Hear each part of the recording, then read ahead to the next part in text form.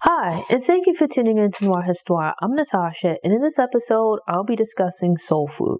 Soul Food is a 1997 George Tillman Jr. drama about the Joseph family's descent into dysfunction after the matriarch goes into a coma. The story is told through the eyes of the eldest grandchild, Ahmad, who serves as the film's narrator. Josephine Big Mama Joseph, played by Irma P. Hall, and her three daughters gather with their families on Sundays and holidays to share a good meal. The tradition serves to keep them close while their sibling rivalries, meddling, and their raggedy cousin Faith threaten to push them apart. As a fan of photography, I love seeing pictures of people through the years, so I've always enjoyed Soul Food's title credits. There's a feeling of flipping through a family album. It was a nice touch to set the tone for a family dynamic by showing personal photos of the actors and actresses from different points in their real lives. I've also never visited Chicago, but it's one of those cities that I've seen in movies and TV shows that I'd like to visit and feel I would enjoy. This is a movie that I've seen a million times, and then was a huge fan of the TV series as I enjoyed the family dynamic. It's one of those movies from the 90s Black film canon that showcases Black culture and the Black experience. The characters feel like people you might know personally. Combined with the food and an incredible soundtrack is just a vibe. But Lem, played by Mekhi Phifer, and Bird, played by Nia Long, their wedding at the beginning of the film lets you know from jump that this is going to be some mess. These two have no children from a previous marriage or relationship, and even if that was the case, there was no reason for their exes to be at the wedding. To start, Lem should have known better than to be grinding on his ex at his wedding, but judging by her wearing what appeared to be a shiny, extra-long crop top, and him drinking from a champagne bottle, they were a tacky couple. Do better. Bird's ex Samuel, these were lazy names, is also a mess for showing up uninvited. I didn't like him nor his lip gloss either. And then to add insult to injury, these shenanigans were actually funded by Terry, played by Vanessa L. Williams, as Bird and Lem couldn't afford this shindig on their own. And then Maxine, Vivica Fox, chimes in that Terry doesn't have to mention every time she pays for everything. Terry is persnickety, but they do always expect her to pay for everything. You're in love and want to get married? Great, that's beautiful. I hope you have a wonderful life together. But why have a wedding that the two of you can't afford? An easy way to avoid Terry talking about what she's paid for is to live within your means and not ask her for money. And this is why Big Mama was so vital to this family, because she could step in and get her bobbleheaded kids together, though at points she contributed to the mess. The way she cut into Lem's dance with old girl was a really cute touch. It was a nice way of intervening and de-escalating the situation before it got out of hand. This is something that I really like about Black entertainment from the 90s. There are different stories to be told from within the Black community, and because projects were more diverse, there was something for everyone. Soul Food is a movie about a regular, degular family just living. They're doing okay for themselves and are at different stages of marriage, but their lives aren't perfect, so they're relatable. It sets just the right tone and strikes a balance while avoiding over-the-top melodrama and cheesy preachiness. None of the characters are saints, nor are there any villains, except for Cousin Faith. More on her later. They're not balling out of control as millionaires, nor are they keeping their head above water in the housing project. Just everyday people going through everyday situations. I like the backstory of Big Mama and Pops being from Mississippi and moving north to Chicago, where they were independent, started businesses, and raised these three daughters. Stories of people from the Great Migration and their descendants are interesting and more need to be told. Something that I've always snickered at is Bird not being able to cook. This is a running joke that started in the movie and continued into the TV show. While preparing for the first Sunday dinner, Bird is making the greens and throws like a whole cup of Lawry's into the pot, not to mention those mango fish cakes. And then everybody at the table was no look passing the stuff she made. It reminds me of a scene in the series where they're making a cake or some like kind of dessert or whatever, and she says it needs salt. Like that would be the thing to mess up the recipe.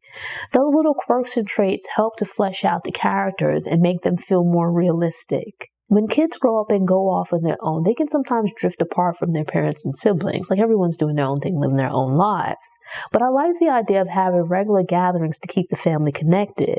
Even just sitting down as spouses with your kids to share meals doesn't always happen. But to make time to do that and also gather with your extended family at least once a week is nice. It's a great way to ensure that cousins know each other as well as their aunts, uncles, and grandparents. And those informal gatherings are a good opportunity to share family stories and history. If the last year has taught us nothing else, I would hope we've learned to value our time with friends and family. As I get older and people that I love pass away, I cherish those memories of the time we spent together doing absolutely nothing in particular. To put away your phones, turn off the TV, and share a meal with friends and family is special. If I'm blessed to have a family of my own one day, I'd like to borrow the practice of having dinner every night with the people in my house and Sunday dinner and holidays with extended family. Though any bird-esque chefs will be banned from the kitchen, and the men will have to pitch in with the cooking. I'm an introvert, and there's nobody that I like to spend time with more than myself. If it wasn't for losing loved ones and temporarily being unable to travel, I would say that I did fine during COVID, as I had no problem not socializing with others. But tomorrow isn't promised, so you never know when the most recent time you've seen someone will be the last time you see someone. With that in mind, it's important to make time and to put in the effort to keep in touch with family. Except for Cousin Faith, because nobody needs to keep in touch with Cousin Faith. You could tell Cousin Faith was going to be a problem the moment she first appeared on screen. If everybody else is eating dinner at the table and Uncle Pete is locked up in his room, how did she get in the house? This is Chicago. I don't think someone left the door open. She's a cat burglar. Not to mention, she was wearing a leopard print coat. Leopard print might have been the business back in the days, and is still the move for women of a certain age looking for action. It signals that a woman of a certain age is the female equivalent of a cat daddy, whatever you would call that. But just take a second and think of all the people you know who were kids in the 1970s, but rocking leopard print in the 90s. I bet you all of them are a hot mess. Something that I didn't notice during previous viewings is that in addition to Terry, neither Maxine nor Bird looked happy when Faith popped up. And Maxine was the first to state that Faith wasn't welcome to stay with her family at her house. She doesn't go into detail about her reasoning, but makes it known. Yet she then turns around and volunteers Terry's house as a shelter for their problematic relative. Mama Jo's the only person that's happy to see Faith. Why can't she just stay at her house? She's going to cause trouble anyway. During a later conversation with Faith the Floozy, Terry mentioned some of the trifling ways in which she'd previously taken advantage of sweet old Mama Jo. So obviously, Faith being a mess is not a new thing. Despite the two wayward Joseph sisters fussing about Terry, she always comes through in the clutch, like she's there for the family. But in this instance, Terry should have told Cousin Faith ain't no room at the inn, and she doesn't have a major. Figure something out and don't come to her house. The pastor man was a creep, and Faith seemed willing to do something strange for some change. Let her stay with him. He'd probably welcome the company. When it rains, it pours. Cousin Faith and her leopard print coat are a bad omen. But all jokes aside, Big Mama's decline in health due to complications from diabetes is an important conversation to have in general, but especially within the Black community. The family gatherings are nice, and as with many cultures, are centered around food, but the dishes prepared aren't the healthiest options. Many are high in fat, salt, and or sugar. Having these foods on occasion in moderation is fine, but years of eating this food on what I'm sure is a daily basis is unhealthy and was most likely a contributing factor to Big Mama's diabetes. Then you also have Bird making things even worse with her super salty, terrible cooking. This is something that my mom and I argue about all the time, and while she's come around a bit, there's still some work to be done. My family's from the Caribbean where it's hot, and our recent ancestors were primarily farmers and fishermen. Before that, at least some were likely enslaved. Some of our traditional foods, such as cornmeal porridge, dumplings, and provisions, are very carb-heavy. Our ancestors who earned their living farming and fishing needed those carbs because the work was physically demanding. Not to mention, they walked everywhere. We can keep the essence of those dishes, but need to adjust for our lifestyles because they aren't as physically demanding. Thus, we won't burn off those carbs and calories. For just about everyone, these kinds of meals shouldn't be a daily thing. For many, not even a weekly thing, but maybe just on holidays would be fine.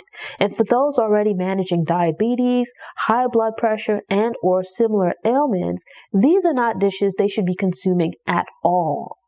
Reimagine old family recipes and find ways to manage the flavor while reducing sugar, salt, and fat. For example, collards and other leafy greens are very healthy, but lose those benefits when combined with unhealthy ingredients and cooking methods. Try some new seasonings or other ideas that add flavor without too much salt or fat. We see the aftermath of poorly managed diabetes, but this isn't a story about living with the illness. Diabetes and health overall are important topics, but here they're just a device to cause drama in the family dynamic.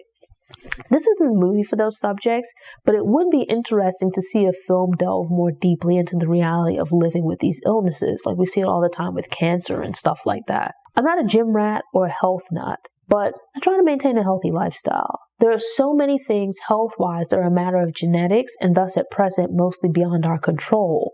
But many other illnesses can either be avoided or managed by adopting a healthy lifestyle. Just exercising, drinking enough water, getting enough sleep, and eating healthy can help you avoid a host of medical issues. Terry is not the easiest person to get along with, but in both the movies as well as the series, hands down, she was my favorite sister and character overall. I dig ambitious women who are about their business. The movie didn't have as much time to flesh out her character, so at points, she comes across as being a bit of a jerk. Terry is very hard driving, which likely comes from dealing with her sisters, Maxine in particular, and also being an attorney. She's doing quite well for herself and could be living a highfalutin lifestyle with Miles where they're out in the town every night. Instead, she babysits Maxine's kids and spends some of her nights helping Ahmad with homework. She's made sacrifices to get what she has, and her family benefits from her financial success.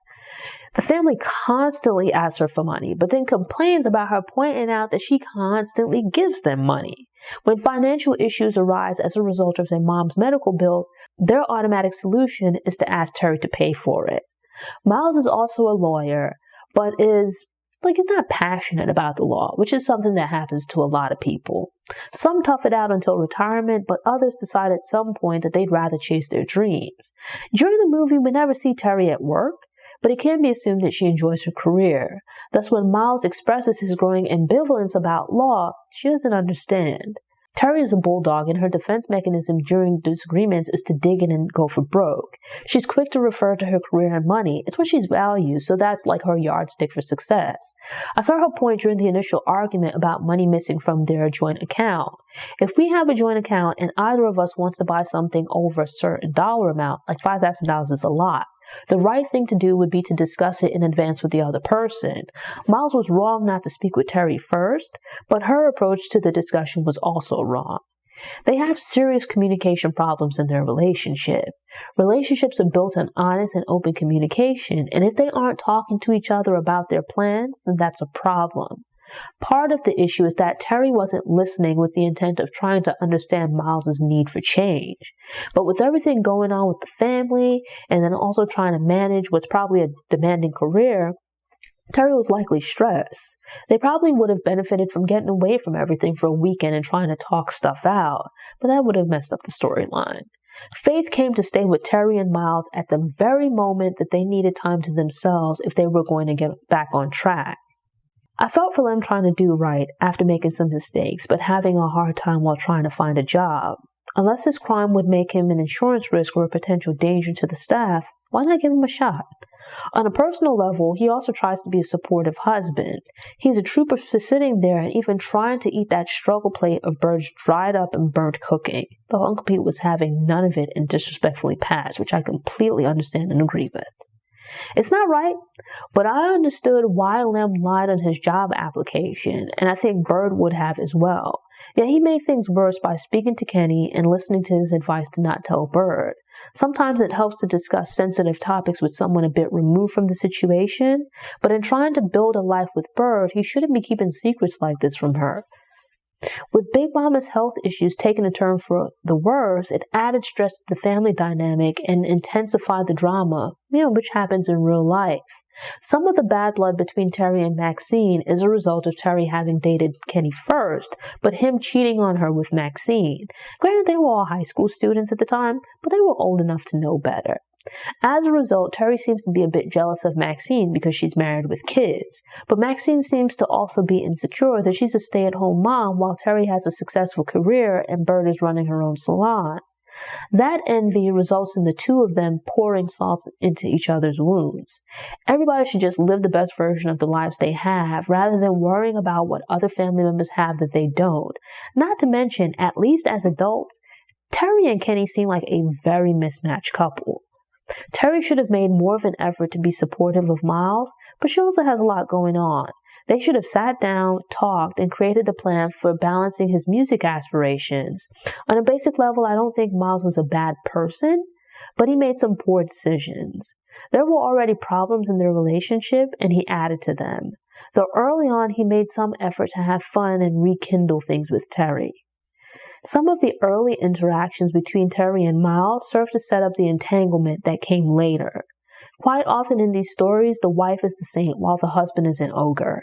Soul Food tries a role reversal, but it still plays into the, she doesn't understand me and isn't fun excuse for cheating. Leaving behind his law career is a big life change for Miles, and Terry seems fairly dismissive of his dreams. I can understand Miles breaking up with Terry because they're on different paths in life, but I don't condone his cheating.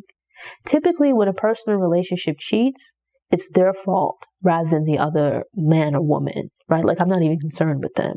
In this case, I also had smoke for Faith because she's Terry's cousin, and specifically because Terry offered her a place to stay in her time of need. She might have her ways, but Terry took her in when none of the other sisters wanted to.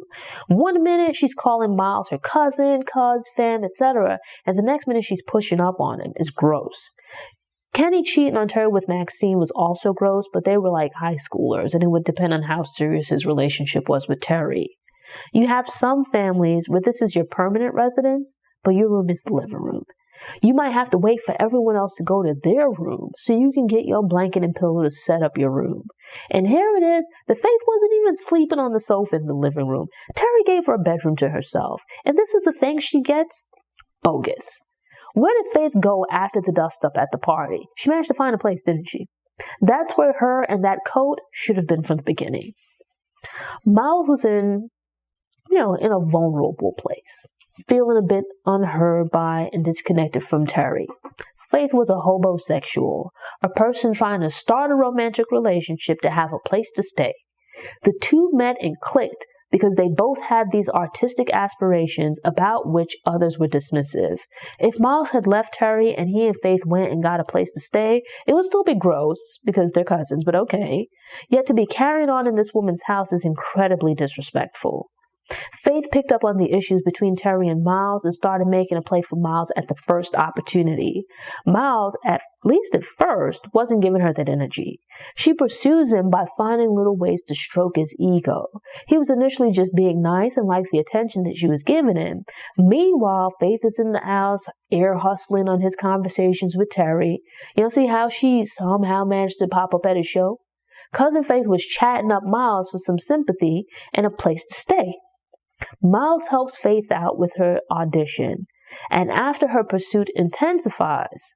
For example, Miles and Terry live in a big house for it to be just the two of them.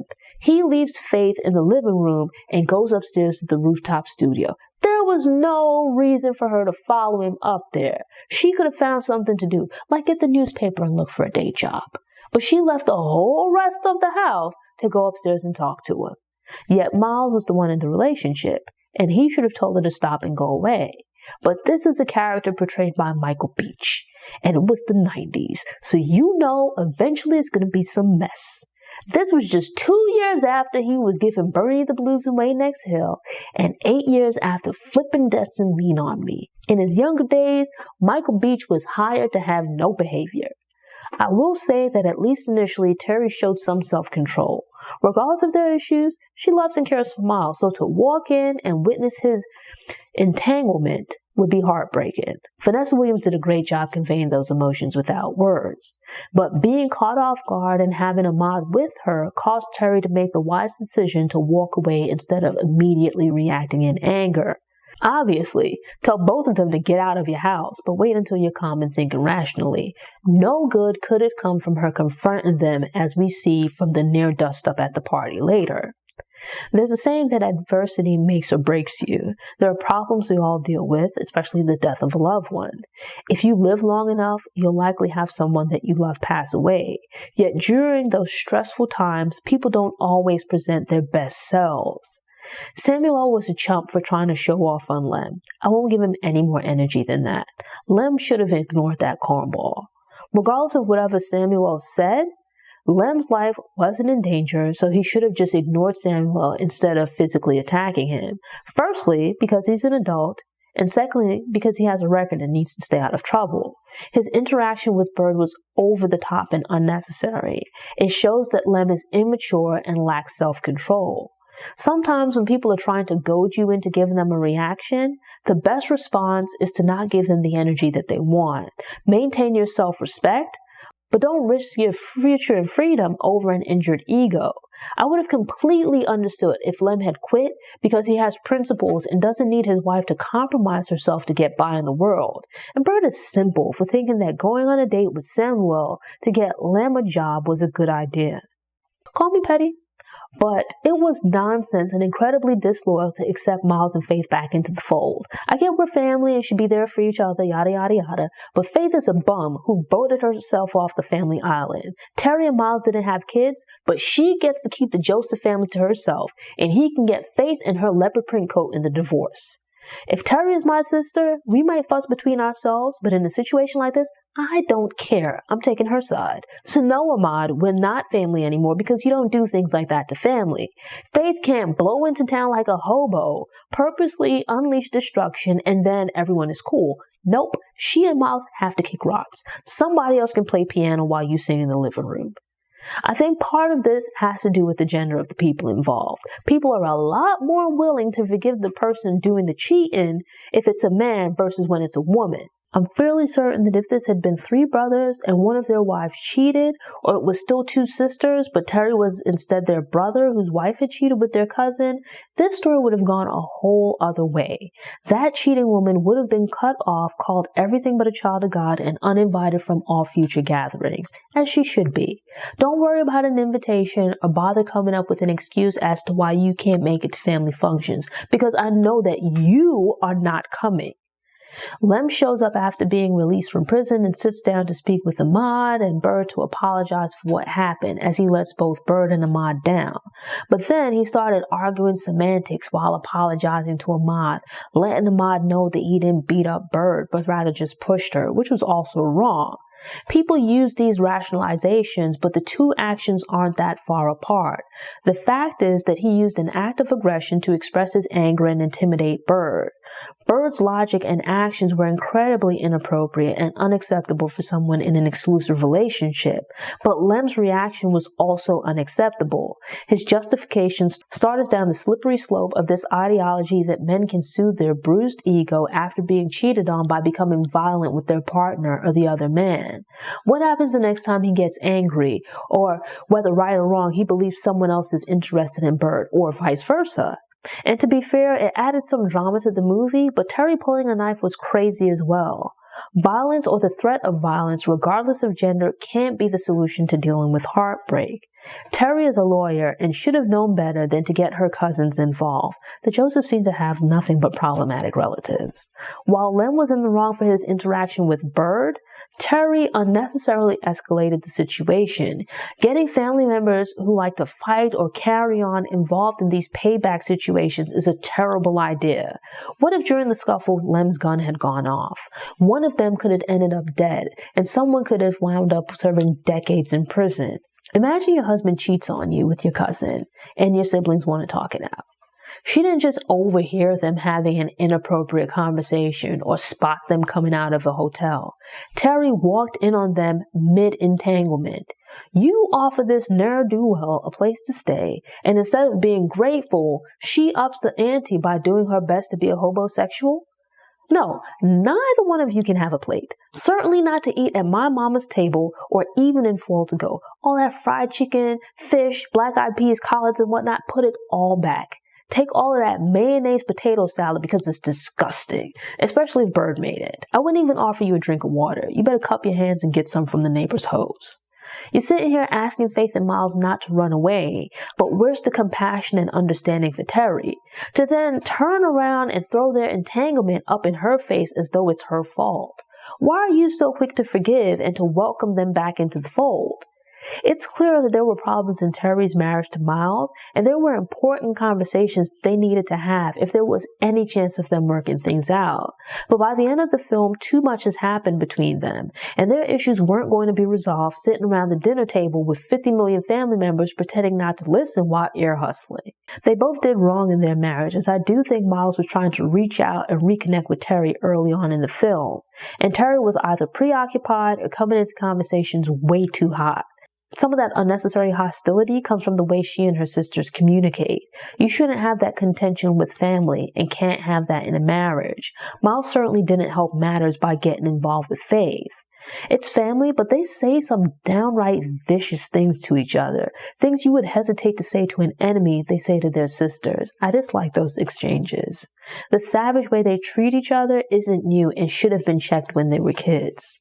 There are several situations throughout the movie where the better option is to walk away, because you might say or do something in the heat of the moment without even giving it full consideration and regret it. Not just between the sisters, but all of the characters. This is a fictional story, but there's a lot to learn here about the importance of honest, open, and respectful conversations and relationships, no matter their form. I didn't agree with all the points of how the characters conducted themselves throughout the movie, but I felt the movie did well, tackling a few subjects. The family dynamic was frustrating, but the dysfunction was also real. There are Big Mama's health issues and a family coping with the loss of an elder that kept them together, but also their relationship drama is complicated by being unemployed, drifting apart, exes popping up, people wearing leopard print, etc. It's 20 plus years later, and soul food still has replay value. As you might have noticed, I get in my feelings about some of the situations in the film, but that's a testament to it holding up well over the years. The topics covered are still relevant today and will be for years to come. Soul food tells a story to which most people, regardless of their background, can relate. It also helps that the acting is good and the soundtrack was fire. Honorary mention to the theme song for the series. Now I really want to rewatch the series, but don't expect a review. Thanks for tuning in. Show notes are available on the Noir Histoire website via the link in the episode description. If you enjoyed this episode and want more movie recommendations, subscribe to the channel, click the notification bell, and check out my movie review playlist.